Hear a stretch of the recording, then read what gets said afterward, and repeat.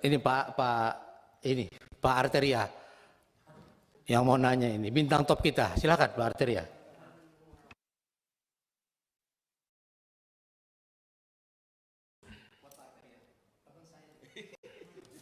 Terima kasih Pak Ketua yang baik hati. Pak Dr. Yunus Hussein yang amat kami hormati, Pak Dr. Yenti yang amat kami hormati. Saya tidak mau bahas mengenai kejadian kemarin. Ini kita bicaranya mengenai pencucian uang saja ini.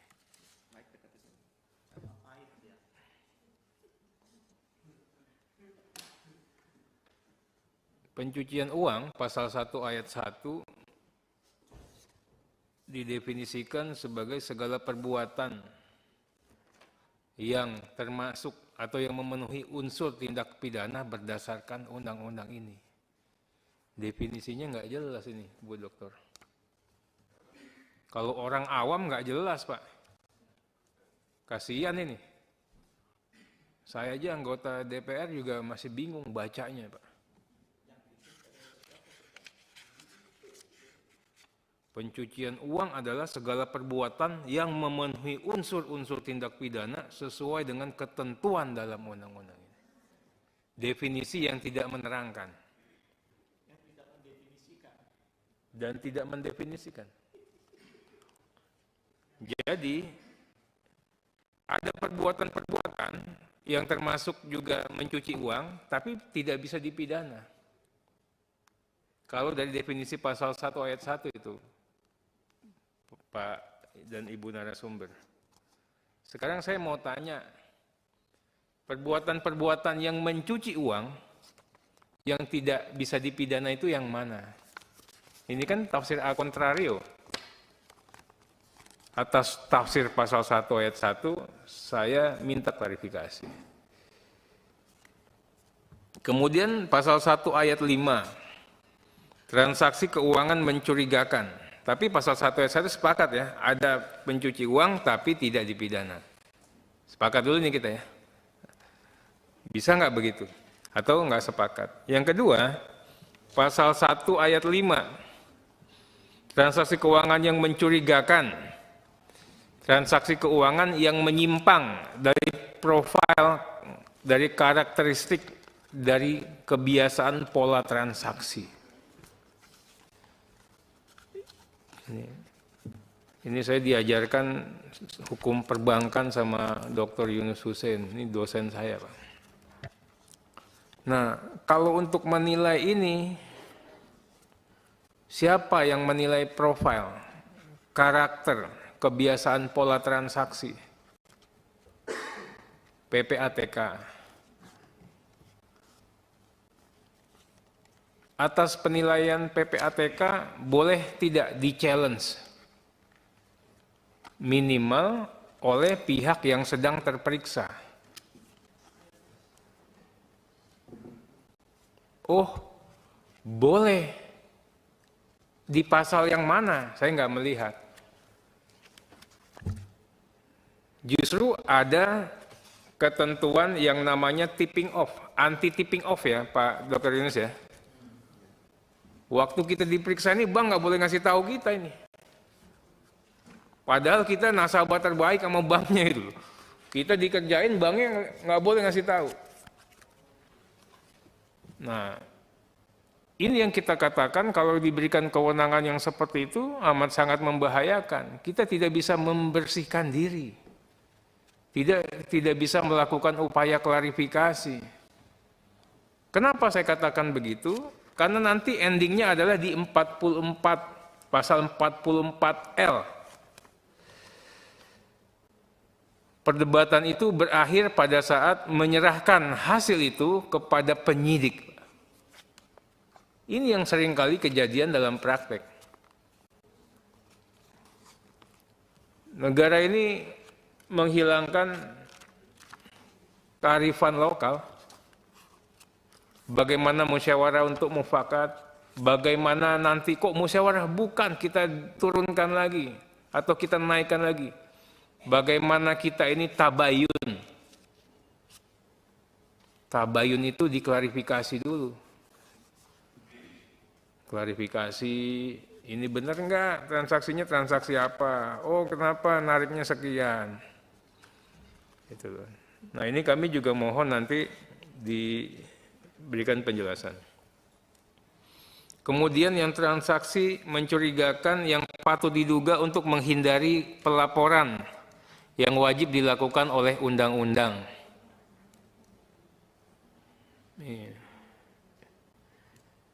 Ini seperti apa?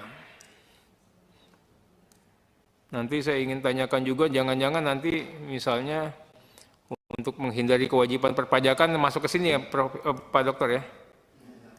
Nah, itu Pak, dijelaskan Pak. Karena takut pajaknya progresif, namanya nama orang. Itu loh. Ini masuk ini enggak? Ini Pak Dokter nanti kami dikayakan lagi dan publik dikayakan. Kemudian yang dilakukan atau batal dilakukan. Ini transaksi yang dilakukan atau transaksi yang batal dilakukan itu maksudnya seperti apa Pak? Dikasih gambaran. Kemudian transaksi keuangan yang diminta oleh PPATK untuk dilaporkan oleh pihak pelapor. Ini yang poin D. Ini dasarnya apa? Dasarnya apakah orang bisa melaporkan ke PPATK? Apakah orang melaporkan ke polisi? Polisi minta permohonan informasi? Atau apa? Karena ini semua nih nilainya komersial ini. Kalau Bu Dr. Yanti kan praktisi betul, dia tahu nih. Ini duit semua, ngelaporin bisa diduitin ya Bu ya. Ini juga begini.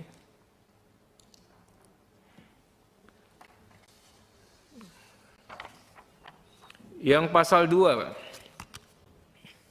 Hasil tindak pidana E to Z itu, A sampai Z 25. Saya kasih contoh lah, misalnya tindak pidananya korupsi. Itu tindak pidana korupsi. Ini kalau memang di bawah kesadaran penuh atau patut diduga ini uang korup. Misalnya tadi Pak Dokter mengatakan 2M. 2M itu dicuci lah. Namanya nyuci itu dari 2M bisa jadi 6M. Bisa jadi kurang dari 2M. Yang dihitung pencucian uangnya berapa itu Pak Dokter? Ini kita harus ada bersepakat dulu nih. Ini bagian daripada kisruh kemarin, walaupun saya tidak mau bahas yang kemarin. Nah, kalau uang itu tidak hasil tindak pidana, itu kan bukan pencucian uang. Tapi bagaimana si objek terperiksa ini sudah menjadi korban dulu. Karena di undang-undang ini tidak ada ruang untuk klarifikasi. Kan jalan terus nih, kita nasabah, kita nggak tahu tiba-tiba ada operasi, jalan. Nah, ada nggak ruang atau celah? Itu. Saya tadi dikatakan tadi, itu kan masalah teori monisme. Kalau terbukti fakta, tidak diperlukan, dibuktikan mens reanya. Nah ini kami mohon juga nanti diberikan gambaran. Pertanyaan berikut, kalau harta kekayaannya bukan merupakan hasil tindak pidana, pasal 345 itu unsurnya tidak terpenuhi ya Pak dan Ibu ya. Itu tadi, bagaimana sesegera mungkin kita sudah tidak dilibatkan dengan urusan TPPU. Karena ini kan berproses terus, jalan nyampe ke penyidik. Padahal kita bisa katakan, ini bukan hasil tindak pidana. Tapi tidak ada kanal untuk kami mengatakan ini bukan hasil tindak pidana. Uang kami tidak ditanyakan kok. Kami tidak diperiksa. Yang urusannya kan antara PPATK dengan lapor dengan bank. Itu. Ini kami mohon Pak Dokter kan praktisi. Zamannya Pak Dokter ini tajam, tapi hening. Kan PPATK bekerjanya begitu Pak Dokter. Gitu. Kalau sekarang saya nggak tahu. Saya nggak boleh ngomong lagi yang kayak gitu. Mengenai ketentuan pasal 23, Pak, ini mengenai transaksi tunai minimal 500 juta. Ini apa angka ini relevan apa tidak ini? Sekarang harga Innova aja di atas 500. Nah ini juga harus ada kesepakatan Pak. Ini nanti kami juga mohon ini jadi tugasnya DPR juga untuk mengatakan. Nah berikutnya mengenai LKTM khusus pasal 17. Ini mengenai profesional yang dikenakan kewajiban untuk melakukan kewajiban pelaporan. Ini kenapa ini aja ya? Atau apa yang harus ditambahkan lagi? Kalau dikatakan sama Pak Dokter, tadi mengatakan notaris PPATK taat. Betul ya? Gini Pak Dokter, ya dia pasti taat karena produknya itu berjejak Pak. Buat akte ada buktinya, buat ini ada buktinya. Lawyer belum tentu kerjanya ada jejaknya. Itu. Nah, saya sepakat itu lawyer juga katanya ini memang harus juga di ini ya. Kita nanti menjadi bahan diskusi lah. Itu. Berikutnya mengenai hasil analisa, hasil pemeriksaan tidak sama dengan LTKM. Biar itu betul. Sepanjang pengetahuan dan pengalaman terbaik Pak Dokter,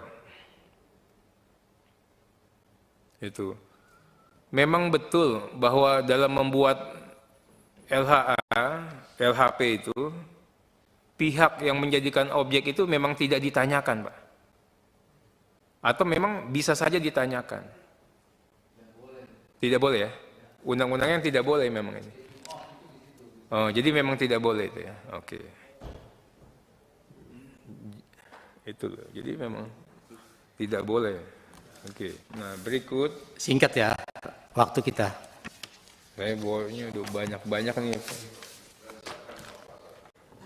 Aduh. Wah, hilang pertanyaannya. Kemudian sedikit Pak.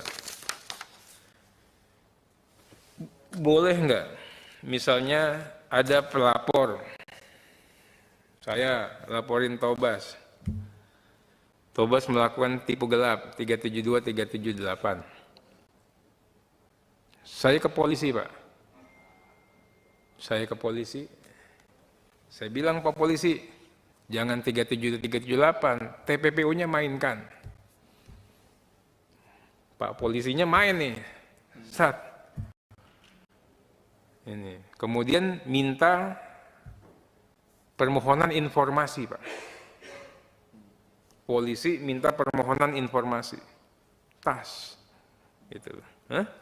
Ke PPATK. Ke PPATK. Pertanyaan saya, Pak. Produknya itu apa, Pak? Apakah informasi? Apakah rekomendasi? Apakah LHA? Apakah LHP? Ini nanti tolong dijawab. Nah, tiba-tiba, ini saya kaget juga, Pak. Tiba-tiba kok produknya LHA, Pak. Misalnya gitu ya, Pak. Nah, boleh tidak LHA-nya nih, misalnya juga ini, berdasarkan hasil koordinasi dengan penyidik, diperoleh informasi, berdasarkan hasil koordinasi dengan penyidik. Oh, saya kan koordinasi sama penyidik ya. Saya nggak ngerti nih, emang benar atau enggak. Diperoleh bahwa terdapat adanya dugaan Tobas melakukan atau dugaannya misalnya setoran tunai lah yang dilakukan oleh Tobas ke dalam rekeningnya. Itu loh. Yang diduga bersumber dari hasil tindak pidana. Ini LH, kalau LHP kan lain lagi Pak ya. Ini LH nih. Boleh nggak bunyinya begitu? Kan yang Prof katakan tadi, ya Pak Dr. Yunus katakan tadi, kita ini sebagai gelandang Pak, memberikan asis ya, bukan mencetak gol. Iya. Kalau main bola, saya ikutin irama main bola juga ini. Nah kemudian, boleh nggak kesimpulannya juga nih sama, berdasarkan hasil penelusuran transaksinya Tobas, ditemukan cukup banyak transaksi, patut diduga transaksi setoran-setoran itu merupakan hasil tindak pidana yang 372, 378. Ini kan kesimpulannya penyidik, Pak. Nah, ini pertanyaannya seperti itu, yang mohon untuk diberikan pencerahan kepada kami, Pak Dr. Yunus, Ibu Dr. Yenti. Terima kasih.